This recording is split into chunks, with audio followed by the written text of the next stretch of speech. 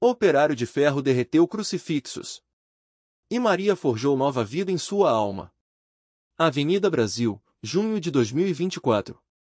Chovia aquele sereno miúdo que molha a alma antes do corpo. Eu, João Batista da Silva, 42 anos, operário da metalúrgica São Jorge, caminhei com as mãos nos bolsos da calça surrada, o cheiro de graxa e ferro grudado na pele como uma segunda pele. O barulho dos trens da Trenubo Brenutet cortava o ar úmido, misturado ao forró que vinha do armazém do chope, onde a galera já esquentava os motores para o São João. Mas eu não tinha cabeça para a festa. Não daquele jeito. O peso do ferro e das promessas. 3 meses antes, minha filha, Clara, de 8 anos, tinha sido atropelada na rua Voluntários da Pátria. Um motorista bêbado, um freio que falhou, um grito que ainda ecoava nos meus sonhos. Os médicos disseram que ela ficaria paralítica. Lesão medular irreversível, repetiam como um martelo no meu peito. Eu, que passava os dias derretendo metal a 1500 graus, sentia meu próprio corpo virar chumbo. Foi então que minha mãe, Dona Maria, me arrastou até a igreja Nossa Senhora Aparecida, lá no bairro Partenon. Reza, filho. A padroeira não desampara quem tem fé. Eu, que só entrava em igreja em casamento e velório, ajoelhei diante da santa, os nós dos dedos brancos de tão apertados. Se a minha filha andar de novo, eu te dou tudo o que tenho de mais valioso, prometi. E naquela noite, sonhei com uma mulher de vestido azul, sorrindo entre chamas. Derrete o que te prende, João, ela disse. No dia seguinte, roubei 2 crucifixos de bronze da oficina. Não eram qualquer coisa, eram peças antigas, encomendadas por um padre para uma reforma na Catedral Metropolitana. Derreti tudo no cadinho, misturei com sucata, e forjei uma cruz nova, torta, feia, cheia de bolhas. Mas era minha. Levei-a até o altar da Aparecida e a deixei lá, junto com um bilhete: tome. É tudo o que tenho. Um milagre que cheirava a pipoca e pólvora. Clara começou a mexer os dedos uma semana depois. Os médicos balançaram a cabeça, murmurando sobre recuperação espontânea. Eu sabia a verdade. Mas milagre não se conta, se vive. E eu vivi cada passo dela como se fosse o primeiro de um bebê. Até que, em junho, tudo desandou. Era a véspera de São João. O cheiro de quentão e pipoca tomava conta da Avenida Osvaldo Aranha, onde a prefeitura montara o arraial. Clara, agora com uma muleta, pulava nas barracas de pesca, rindo. Eu a observava de longe, com um copo de vinho quente na mão, quando vi ele, Padre Lorenzo, o mesmo que encomendara os crucifixos. Vinha na minha direção, o rosto vermelho de raiva. João Batista da Silva? Sua voz cortou o barulho das quadrilhas. Você sabe o que fez? Meu sangue gelou. Não era só pelos crucifixos. Era porque, naquela mesma semana, eu tinha sido demitido. A metalúrgica quebrava, e meu nome estava sujo por causa do desvio de material. Sem emprego, sem referência, com uma filha para criar. Eu precisava, padre. Minha voz tremia. Minha filha. Você roubou propriedade da igreja. Ele segurou meu braço, e foi quando vi os 2 homens atrás dele, seguranças da catedral, com cara de pouca paciência. Clara viu a confusão e correu para mim, assustada. Pai! Nisso, o céu abriu. Não era só a chuva fina, era um temporal daqueles, que alaga a perimetral em 10 minutos. A multidão correu para se abrigar. No caos, um dos seguranças empurrou o padre, que escorregou e caiu de cabeça no chão de pedra. Sangue jorrou da testa dele. Meu Deus! Uma mulher gritou. Eu não pensei. Ajoelhei, virei o padre de lado, pressionei o ferimento com minha camisa. Clara, chorando, segurou a mão dele. Ele tá morrendo, pai? Não, minha flor, menti. Mas então, entre os relâmpagos, ela apareceu. Uma mulher alta, vestida de azul, os cabelos negros colados no rosto pela chuva. Não era sonho. Não era alucinação. Ela se ajoelhou ao meu lado, colocou as mãos sobre a testa do padre e sussurrou algo que não ouvi. Uma luz, não ofuscante, mas quente, como ferro ao rubro, envolveu os dedos dela. O padre abriu os olhos. Nossa Senhora! Ele murmurou. A mão que forja o milagre. O padre levantou a mão trêmula, tocou a própria testa. Não havia mais sangue. Não havia sequer um arranhão. Só a marca úmida da minha camisa pressionada contra a pele. Nossa Senhora Aparecida, ele repetiu, a voz rouca de emoção. Ela veio. Clara soltou um soluço, apertou meu braço. Pai, o senhor viu? Eu não respondi. Não conseguia. Porque a mulher de azul já não estava mais ali. Só a chuva fina, o cheiro de terra molhada e o som dos fogos de artifício distantes, ecoando da festa junina da Restinga Velha. Alguém deve ter soltado rojões apesar do tempo feio. O padre se sentou, apoiado em mim. Os fiéis, que antes gritavam, agora faziam o sinal da cruz em silêncio. Alguns choravam. Isso não foi coincidência, ele disse, olhando para onde a figura havia estado. Ela escolheu este lugar. Esta noite. Este homem. Seus olhos se fixaram nos meus. Por quê, João? Eu não sabia. Mas algo dentro de mim ardia como as brasas da forja quando o ferro está no ponto certo. 3 dias antes. A Avenida Brasil estava um caos. Não pela chuva, que já vinha caindo há uma semana, mas pelos preparativos da festa de São João do Menino Deus. Barracas de quentão, bandeirinhas coloridas, o cheiro de pipoca e pinhão queimando. E eu, João Ferreira, operário da Metalúrgica Sul, com as mãos cheias de calos e a alma mais pesada que uma bigorna, carregava um fardo que não era de ferro. "Ô, guri, tá com cara de quem perdeu o último busão", gritou o seu Doca, dono do barracão de pastéis, enquanto eu passava arrastando os pés. "Tô bom, velho", menti, ajustando a mochila surrada no ombro. Dentro dela, 2 crucifixos de metal que eu havia roubado da igreja. Não por maldade. Por desespero. Clara, minha filha de 8 anos, precisava de um tratamento que o SUS não cobria. O médico havia dito, se não operar em 2 semanas, ela perde a visão. 2 semanas. E eu, com o salário atrasado e o aluguel comendo metade do que ganhava, não tinha onde arrancar o dinheiro. Então, fiz o que nunca imaginei fazer. Na igreja Nossa Senhora Aparecida, na rua Vigário José Inácio, onde Clara tinha sido batizada, onde minha falecida mulher rezava todas as manhãs, eu quebrei a grade do depósito e levei os crucifixos. Não eram de ouro. Eram de ferro, forjados por algum artesão há décadas. Mas o padre havia dito que valiam uma fortuna para colecionadores. Vou derreter, decidi. Vender como sucata. Ninguém vai saber.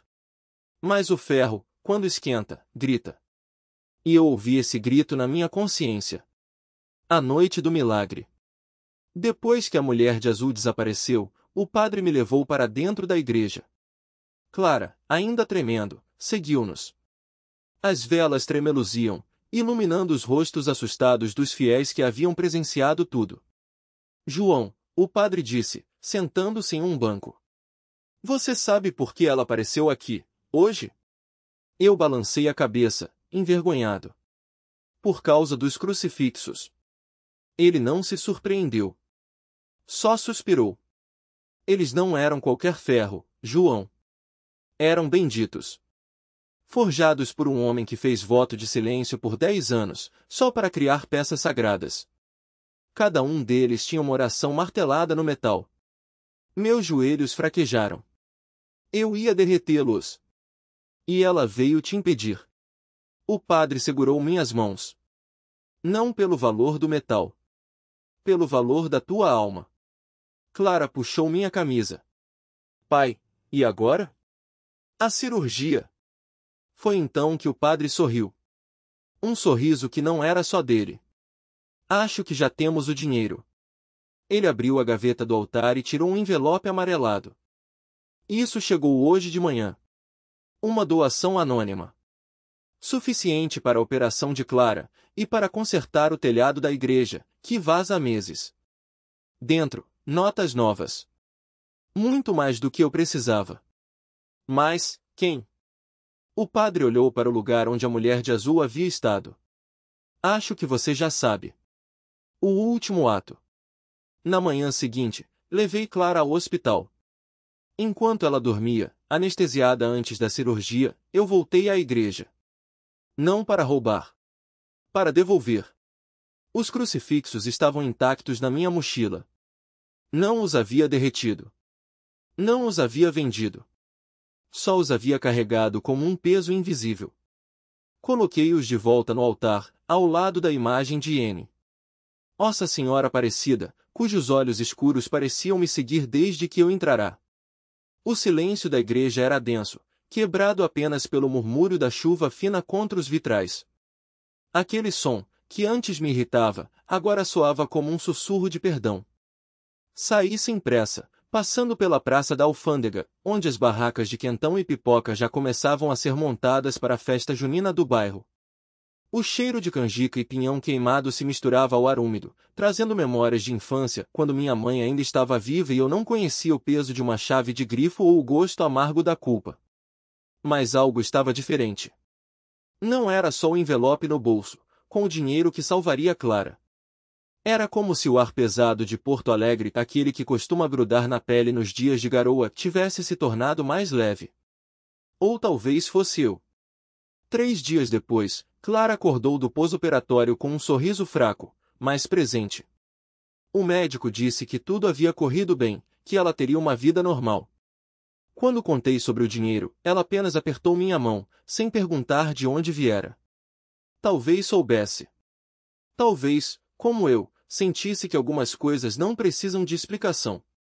Naquela noite, enquanto voltávamos de ônibus pela Avenida Brasil, com as luzes dos faróis refletindo nas poças, Clara apoiou a cabeça no meu ombro. Tu tá diferente, pai. Não é só por causa da operação. Eu não respondi. Olhei pela janela, onde a silhueta da igreja Nossa Senhora das Dores se destacava contra o céu cinzento. Lembrei-me da mulher de azul. Do envelope.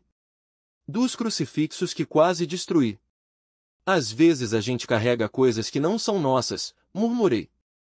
E não é só peso de ferro. Clara não entendeu. Nem precisava. Uma semana depois, a festa junina tomou conta do bairro Cidade Baixa. As ruas encheram-se de bandeirinhas, sanfona e risadas. Eu, que sempre evitava aquelas comemorações, porque festas custam dinheiro e dinheiro era algo que eu nunca tinha dessa vez, levei Clara. Ela dançou quadrilha com as crianças da escola, comeu pé de moleque até passar mal, e riu como se o mundo não tivesse lhe tirado nada. Eu fiquei de lado, observando, com um copo de quentão na mão. Foi então que vi ele. Um homem alto, de camisa xadrez e botas surradas, parado perto da barraca de pastéis. Não era um rosto conhecido, mas havia algo nele que me fez gelar. Ele me encarou por um segundo longo demais, depois sorriu um sorriso que não chegava aos olhos. Em seguida, virou as costas e se perdeu na multidão. Cuidado com esse aí, guri, disse uma voz ao meu lado. Era o seu Zé, dono da oficina onde eu trabalhava. Ele cuspiu no chão, um hábito que nunca havia me incomodado até então. Esse é o cachorro, um agiota que quebra osso de quem não paga. E tu deve uma grana pra ele, não deve? Eu não respondi. Não precisava. O suor frio desceu pelas minhas costas. Clara. Ele não vai fazer nada aqui, na frente de todo mundo, continuei, mais para me convencer do que qualquer coisa. Mas depois. Seu Zé balançou a cabeça. Depois ele te acha. E não é só tu que tá em risco. À meia-noite, quando a festa já esmorecia e as últimas brasas das fogueiras ainda fumegavam, eu e Clara voltávamos a pé pela rua João Alfredo. A chuva tinha parado, mas o ar ainda cheirava a terra molhada. Foi então que ouvi os passos atrás de nós. Não corre, velho, disse a voz áspera. Não vai adiantar. Virei-me lentamente. Cachorro estava ali, com 2 homens ao seu lado. Um deles seguria uma barra de ferro. O outro, uma faca. Eu tenho o dinheiro, menti, colocando Clara atrás de mim. Só me dá um prazo. Ele riu, um som gutural. prazo acabou ontem. E tu sabe como é, ou paga com dinheiro, ou paga com sangue. Clara começou a chorar. Eu senti o coração bater tão forte que pensei que ia arrebentar. Foi então que ela apareceu. A mulher de azul saiu da sombra de um poste, como se sempre tivesse estado ali. Seu vestido esvoaçava levemente, apesar da falta de vento. Ela não disse nada. Não precisou. Que porra é essa? Resmungou um dos capangas, coçando a cabeça. Cachorro estreitou os olhos. Quem é você? A mulher apenas sorriu. E então, o impossível aconteceu. A barra de ferro na mão do homem dobrou-se sozinha, como se fosse feita de borracha. Ah! A barra de ferro torceu-se como um galho seco sob o peso de um temporal. O som metálico ecoou pela Avenida Brasil, misturado ao chiado da chuva fina que caía sobre os paralelepípedos. Cachorro soltou um grito, jogando a arma no chão como se queimasse. Os outros dois capangas recuaram, tropeçando um no outro, as mãos tremendo. Santa Maria, Mãe de Deus, um deles murmurou, fazendo o sinal da cruz com dedos sujos de graxa. Clara se ajoelhou no meio da rua, as lágrimas se misturando à água da chuva. A mulher de azul, ela, estendeu a mão e tocou levemente o ombro da minha filha. Não vi luzes, não ouvi coros celestiais. Só senti algo dentro de mim se rearranjar, como quando um osso deslocado volta ao lugar com um estalo seco. Vai, João. A voz dela era como o vento nas folhas do Parque Farroupilha, baixa, mas impossível de ignorar. Termina o que começaste. Eu não pensei.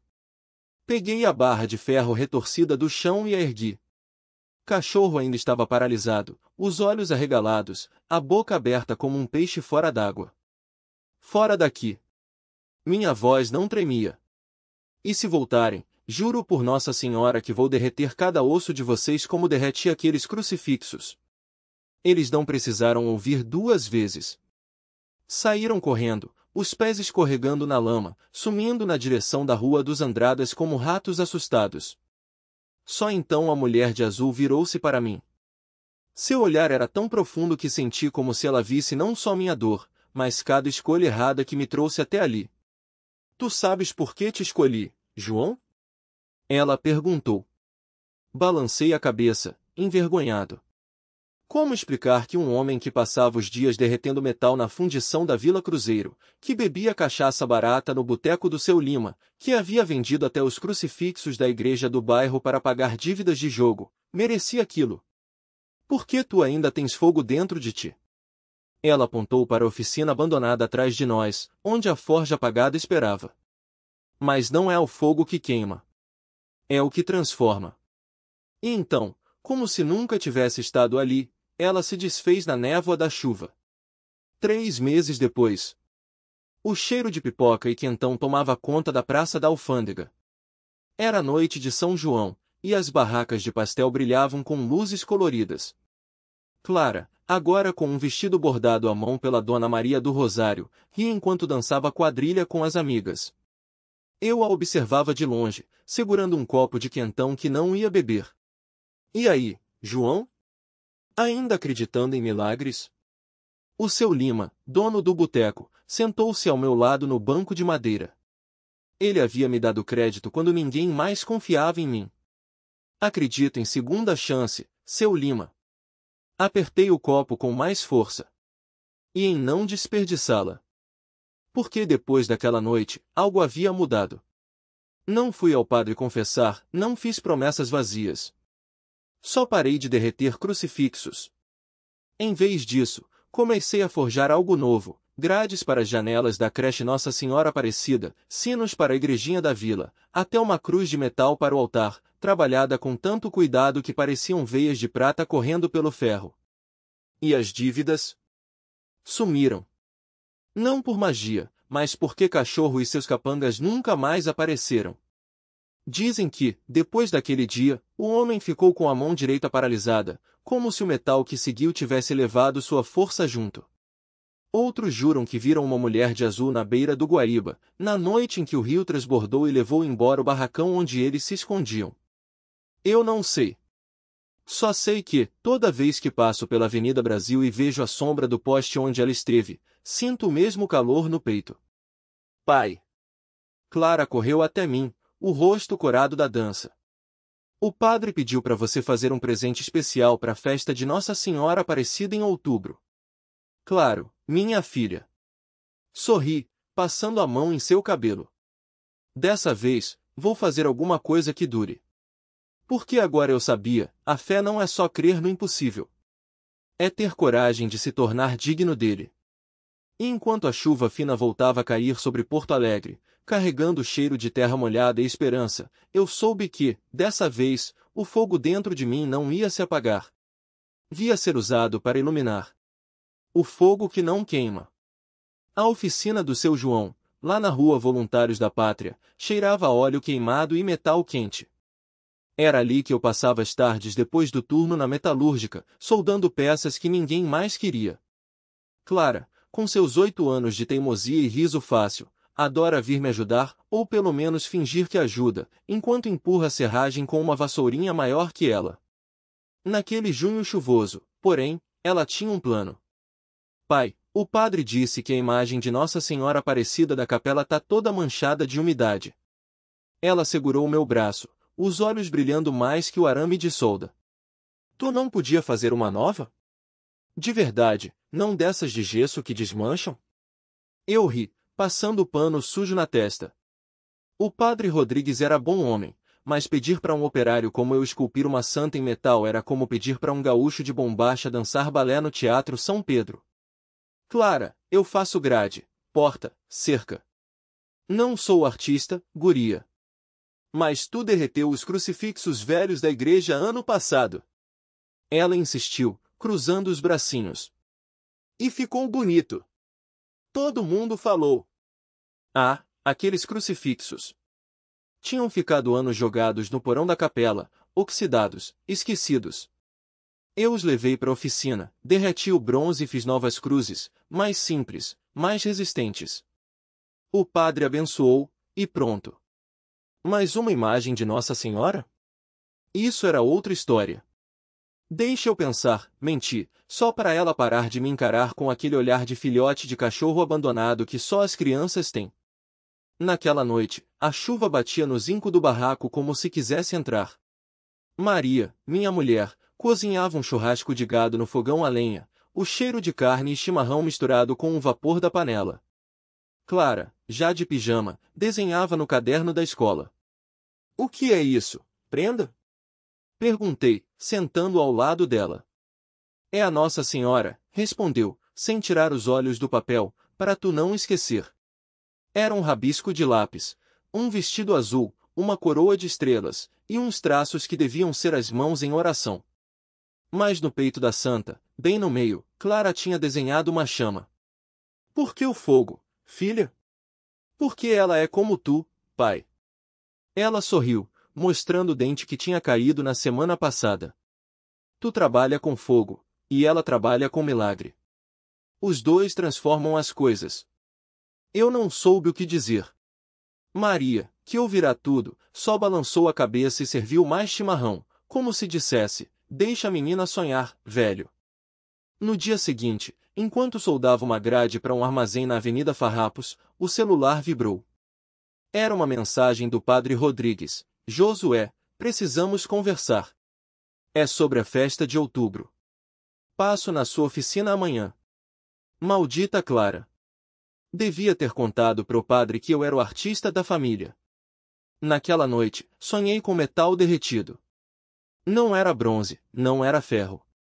Era algo mais leve, quase líquido, que escorria entre meus dedos e tomava forma sozinho. Quando acordei, suado, o desenho de Clara estava na mesa de cabeceira, iluminado pela luz fraca da madrugada. Maria dormia ao meu lado, o rosto tranquilo. Peguei o papel, passei o dedo sobre a chama no peito da santa, e soube, não era só um desenho. Era um sinal. O padre chegou cedo, com um embrulho de pano no colo. Josué, a imagem original está aqui. Ele desdobrou o tecido, revelando uma Nossa Senhora Aparecida de madeira, descascada pelo tempo, as tintas esmaecidas. Não dá para restaurar. Mas a comunidade quer algo que dure. Algo nosso. Padre, eu nunca fiz uma coisa dessas. Deus escolhe os instrumentos mais humildes, filho. Ele sorriu, colocando a mão no meu ombro. E tu já provaste que sabe dar nova vida ao que parece perdido. Olhei para Clara, que observava tudo de trás da porta, os olhos arregalados. Depois, para Maria, que acenava com a cabeça, como se dissesse, vai, marido. Essa é a tua prova. Passaram-se semanas. Eu trabalhava até tarde, derretendo bronze, moldando, errando, começando de novo. As mãos doíam, os olhos ardiam da fumaça. Mas toda vez que pensava em desistir, lembrava do desenho de Clara, a chama no peito da santa. Até que, numa sexta-feira à noite, quando a chuva voltará a cair fina sobre Porto Alegre, eu finalmente terminei. Não era perfeita. Os traços eram R. Só então entendi que todo desafio traz consigo uma lição de esperança.